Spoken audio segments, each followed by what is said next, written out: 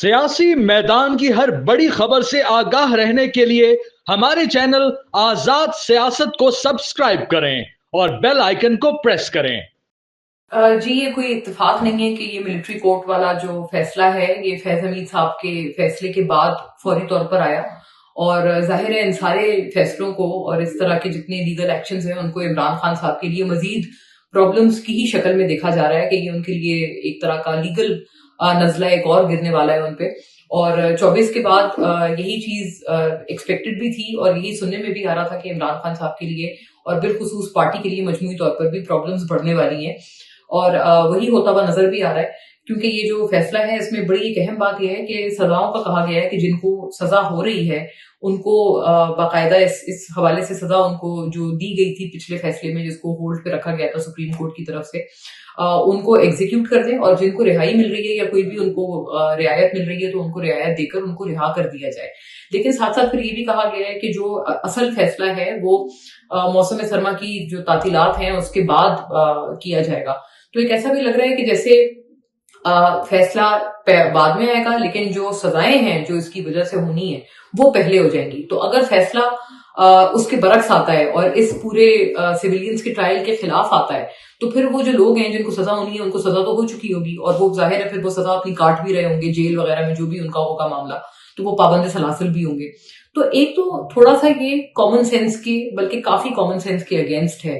कि सजा पहले होगी और फैसला जो है इस पूरे मामले पे वो बाद में आएगा और सर्दियों की छुट्टियों के बाद आएगा।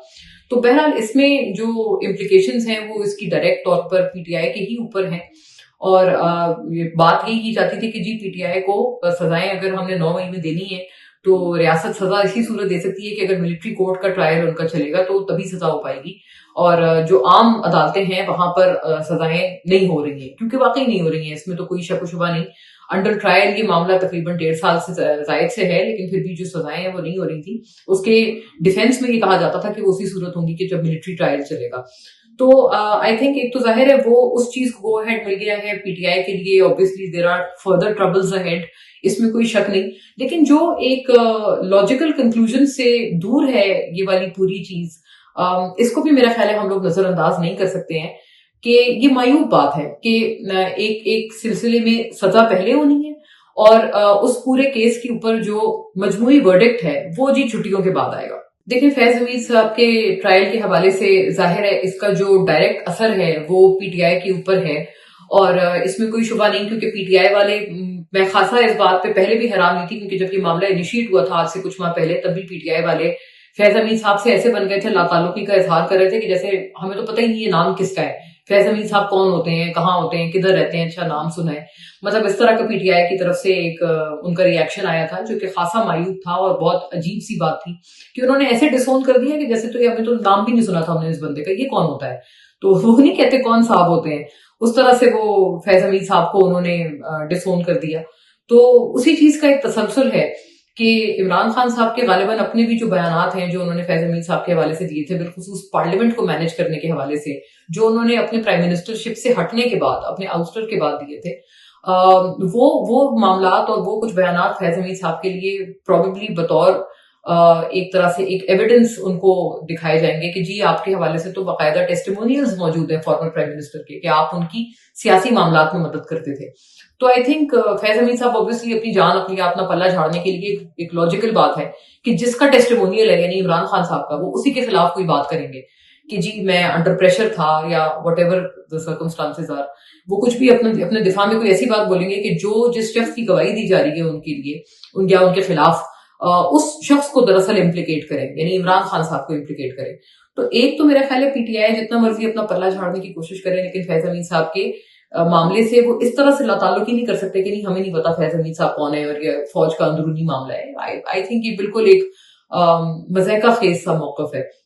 ऑन द अदर हैंड मैं पीटीआई के बहरहाल इस इतने मौकफ की उनकी बिल्कुल तायद करती हूँ कि जब वो ये बात करते हैं कि जी अगर फैज हमीद साहब के साथ कोई प्रॉब्लम्स थी तो जो उस वक्त के आर्मी चीफ थे बाजवा साहब क्या वो इम्प्लीकेट नहीं होते इस पूरे मामले में। ये बात उनकी बहरहाल ठीक है क्योंकि बाजवा साहब के हवाले से तो बाकायदा पीएमएलएन की पार्टी पॉलिसी आ चुकी थी नवाज शरीफ साहब की वापसी से कुछ दिन कबल, जब वो पिछले साल वापस आए इलेक्शन से पहले, तो ये बाकायदा पार्टी पॉलिसी थी PMLN की कि जी बाजवा साहब पे तनकीद नहीं करनी। और मियां साहब ने जो अपनी अक्टूबर में जो उनका मीनार पाकिस्तान पे जलसा हुआ था, जिसमें उन्होंने कबूतर वगैरह उन्होंने हाथ में उठा के पोस्ट किया था, तो मियां साहब ने उस जलसे में भी ये वाली बात एक कही थी, क्योंकि मियां साहब की आदत है, वो मतलब अपनी तरह दिल की बात कर जाते हैं। मियां साहब बहुत कोई उस तरह के नहीं है। खान साहब तो उनका कहते थे ना कि उनका मजाक उड़ाते थे, पर्ची से पढ़ने वाले। He is not that kind of a man at all. मैं जाती तौर पर ये बात जानती हूँ, उनके साथ बहुत कवरेज करने का एज अ जर्नलिस्ट मेरा इत्तेफाक हुआ है उनके पिछले दौरे हुकूमत में, जब वो PM थे। तो मियां साहब इस तरह के नहीं है कि वो जी बड़ी लिखी पड़ी बात करना, वो अपने जो उनकी इवेंचुअली जो उनकी दिल की बात होती है वो बहरहाल कर जाते हैं। तो उन्होंने ये बात उस वक्त भी की थी उस मीनार पाकिस्तान के जलसे में कि हाँ भाई, आई होप कि मैंने कोई ऐसी बात ना कर दी हो जो कि किसी को बुरी लगी हो। एविडेंट बात थी। मियां साहब ये बता रहे थे कि जी जो उनको वापस लाने वाले तमाम तरह असबाब हैं, उनको वो अपसेट नहीं करना चाह रहे थे, और उनकी पार्टी पॉलिसी थी कि उन लोगों को या उन असबाब को अपसेट ना किया जाए। इसीलिए मियां साहब ने कहा था हाँ भाई, मैंने कोई ऐसी बात तो नहीं की जो कि किसी को बुरी लगी हो। ये उनके अक्टूबर के जलसे का एक बड़ा, मैं समझती हूँ, मायने फेज उनका एक उस जलसे में से एक उनका ये जुमला था, जिसमें वो ना चाहते हुए, ना कहते हुए भी बहुत कुछ कह गए थे। तो ये तो बाकायदा एक पार्टी पॉलिसी थी PMLN की। बट ऑब्वियसली इस पार्टी पॉलिसी से PMLN के अपने प्राइमरी मौकफ की बहुत नफी हुई है, क्योंकि जब वो ये बात करते हैं कि बाजवा साहब के ऊपर तो हमने कोई बात नहीं करनी, लेकिन फैज हमीद पे हम लोगों ने तनकीद के निश्तर बरसा देने हैं, तो ऑब्वियसली ऐसा हो नहीं सकता ना, क्योंकि उस वक्त के जो आर्मी चीफ हैं, आप ये नहीं कह सकते वो DGI के तमाम तर सरगर्मियों से वो लायल थे, या फिर ये कि वो जानते हुए भी अगर चुप थे किसी भी मफाहमत के तहत या किसी भी एक हिकमत के तहत, तो obviously that is not the correct thing to do. और लॉजिकली स्पीकिंग वो भी फिर इम्प्लीकेट हो जाते हैं, बाजवा साहब भी इम्प्लीकेट हो जाते हैं। लेकिन PMLN इम्प्लीकेट करना तो दूर की बात है, उस हवाले से बात भी नहीं करना चाहती। तो बहरहाल ये जो मौकफ है ये PTI का इस पूरे मामले में, मैं समझती हूँ इट डज होल्ड वेट, और इसमें खासा वजन मौजूद है। जो बुशरा साहिबा के हवाले से बात है कि शायद फैज साहब, मतलब जो इसके बारे में सबसे पॉपुलर थ्योरी है वो ये है कि बुशरा साहिबा को ये जो सारी इंफॉर्मेशन थी वो फैज साहब देते थे और फराम करते थे वाइल इमरान खान साहब वाज इन पावर, और बुशरा साहिबा ये सारी इंफॉर्मेशन इमरान खान साहब को बताती थी, जिसके ऊपर वो उनको ऐसा लगता था खान साहब को कि जी इनको शायद कोई खुदा न खास्ता गैब का इल्म है या कोई ऐसी चीज है। ये एक बड़ी पॉपुलर थ्योरी है और कई लोगों ने ये बात बताई है। बहरहाल हमें जब खान साहब का दौरे हुकूमत था तब से ये बात मुझे तो पता है, और मैं इस बात का इल्म रखती हूँ कि खान साहब को ये वाली बात जो है बुशरा साहिबा करती थी, लेकिन जो वो बातें आ रही होती थी वो फैज साहब की ही तरफ से आती थी। आई थिंक हम इस बात को रूल आउट नहीं कर सकते। और फैसल वाटा साहब भी पिछले दिनों बल्कि ये कह रहे थे कि बुशरा साहिबा, बल्कि इनकी पार्टी में से एक बड़ा पॉपुलर एक बयान भी एक आया था कि बुशरा साहिबा ने फैज साहब के जरिए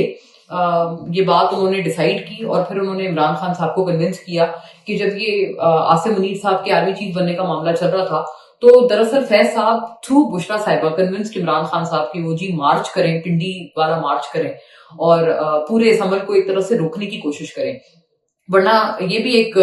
बड़ा एक बात सुनने में आ रही है बावसूख की तरफ से कि इमरान खान साहब वो मार्च करने के इतने ज्यादा हामी नहीं थे। उनको जो ये कन्विंस किया था वो बुशरा साहिबा ने किया था, और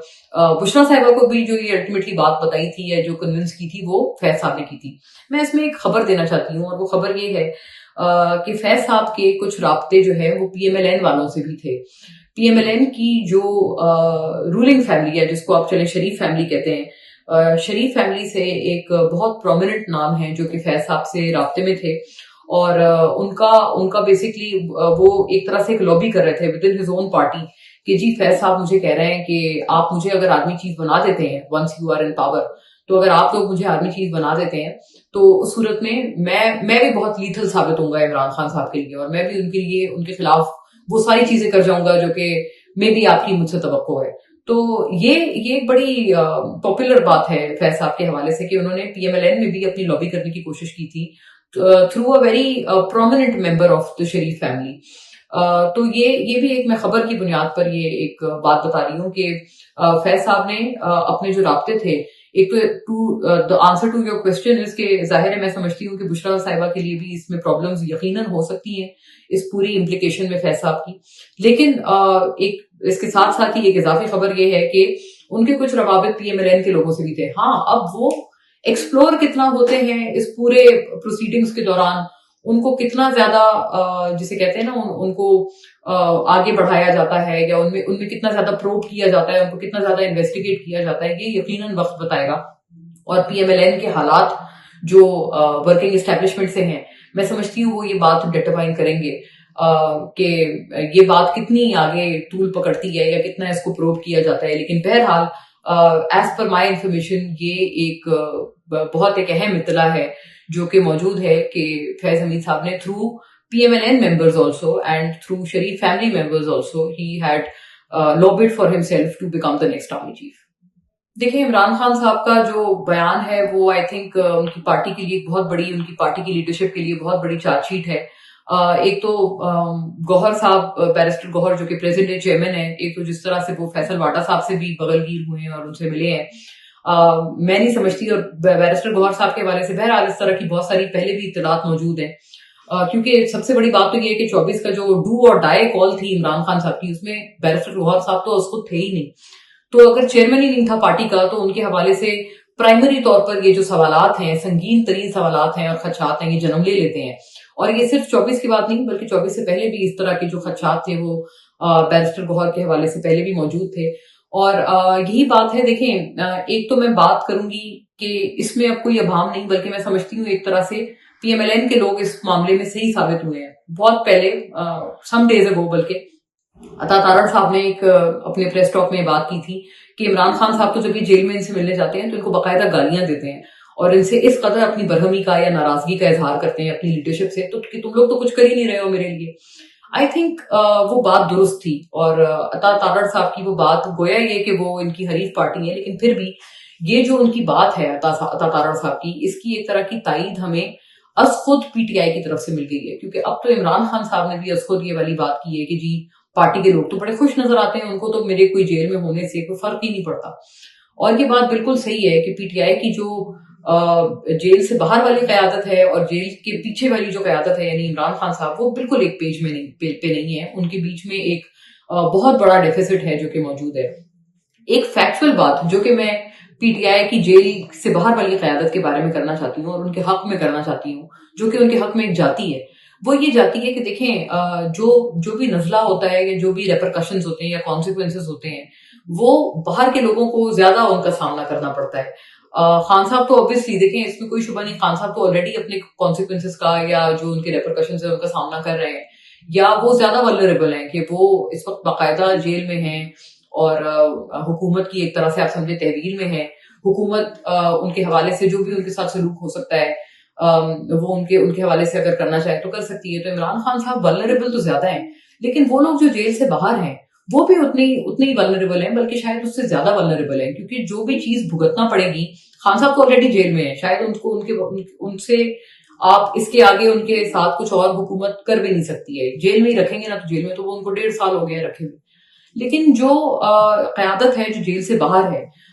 वो जाहिर है वो प्रॉब्लम्स की ज्यादा जद में आ सकती है। और आई थिंक ये एक बड़ी एविडेंट बात है कि शायद प्रेजेंट डे कयादत ये बात मानना ना चाहे कि जी हमें अपने ऊपर होने वाले कॉन्सिक्वेंसेस से डर लगता है या हमें उसका खौफ है, जिस वजह से हम खान साहब की जो भी हिदायत आती है उसको हम हम उसके ऊपर अमल पैरा नहीं हो सकते। जाहिर है वो मानना तो कभी नहीं चाहेंगे, लेकिन आई थिंक फैक्चुअली स्पीकिंग यही सबसे बड़ा, मैं खुल के कहती हूँ, यही सबसे बड़ा